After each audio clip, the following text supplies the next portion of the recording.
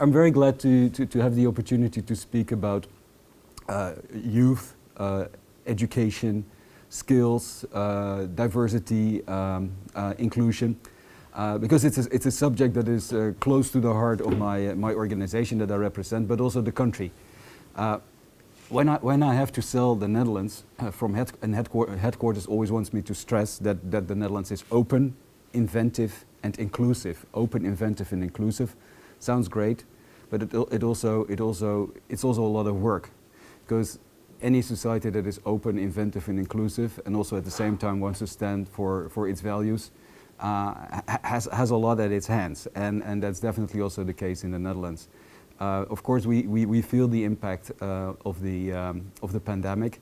At the same time, I must also say that the average Dutch person in your age category, or the age category that your organization is focusing on, is of course, relatively speaking, very well off. Relatively speaking, very well off worldwide, in a worldwide comparison, but also relatively speaking well off compared to other countries in Europe. Why is diversity interesting? Well, there was already a great Greek philosopher, Heraclitus, who 500 years before Christ said, "Diversity leads to perfect harmony." I think then he also mentioned probably singing together or something, but it was not only singing together. There were more thoughts behind this profound wisdom. And if you speak, of course, to entrepreneurs, or if you speak to people who run successful organizations, what they always stress is that it is interesting to have an interesting mix of people of different genders, sexual orientation, abilities, cultural background, and of course also age, and that's what we're focusing on. Many people like the idea that they're open, inclusive, and inventive, and many people like the idea that they allow young people in their workplace, and many people also like the idea of being surrounded by young people. But where it oftentimes goes wrong is that the ones who are already in an organization have vested interest, have set ways in which they're doing things, and then all of a sudden you have an influx of young people. And what a lot of people tend to do when they are all of a sudden confronted with their own decision to be a little bit diverse, if they take that decision, is that then they think, we have to manage this, because they cannot make mistakes, or they cannot do it not in the way we've been doing it. And I think that is one of the big mistakes that you can actually make. First, I think it's very important to open up your organization to young people. But secondly, if you do so, do it also then in a genuine manner, and think about how you can profit from young people who have learned new things that you didn't learn, who probably see it differently, not in the way you like it, perhaps per se, but that might be very refreshing. And thirdly, who also probably see the idiosyncrasies in your organization. And so by opening up your organization to young people and by giving them proper apprenticeships, I think you have an excellent opportunity to make sure that your organization renews, and that it stays what is nowadays so hip to say agile and flexible and targeted to new developments. But oftentimes, I hear it from a lot of people, oftentimes organizations fail to do so. Even if they open up, they put a mold on what the apprentice, what the young person should do, and his or her expectations, and it's not smart, because smart organizations have this ability to give leeway to experiments, to give leeway to young people seeing it differently and telling you things that you may not necessarily want to hear, but that are very useful to hear.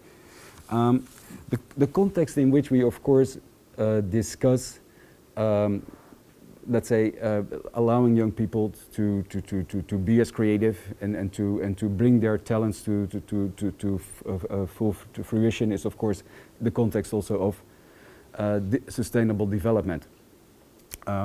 It's been only 5 years ago that we worldwide agreed on so-called sustainable development goals. And what we've learned over the last couple of years, and which is luckily changing, is that in the past everybody said that they were sustainable, and then at the same time they made, let's say, not so green or not so climate friendly things. They make them appear to look green. We're moving a little bit away from that, but I also think that it's still important also to step up the pace and also do more on the issue of how to involve, let's say, the social pillar of sustainable development. So how to involve truly the workforce and how also to make sure that you really exploit to the fullest the capacities of all people, of all citizens. And of course, today we're then focusing on youth.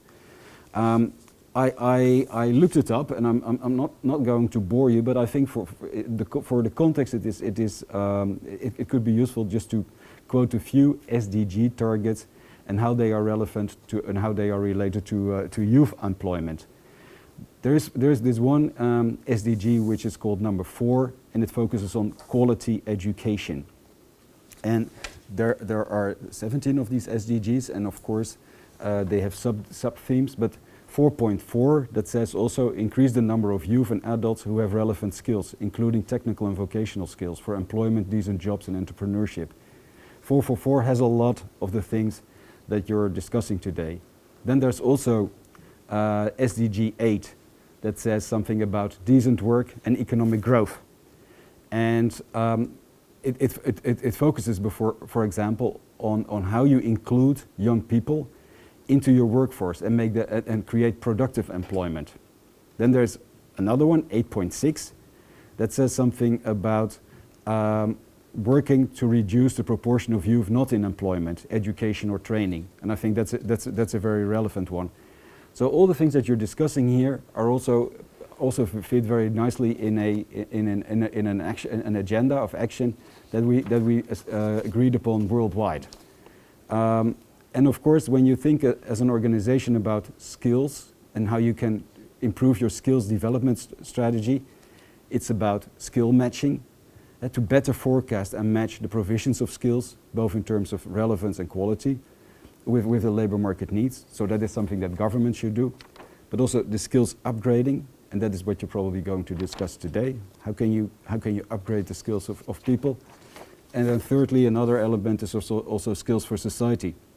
Because we're not only educating young people for companies or for the government, but we're actually educating and hoping to challenge them, because the society needs skills. The society needs to change things.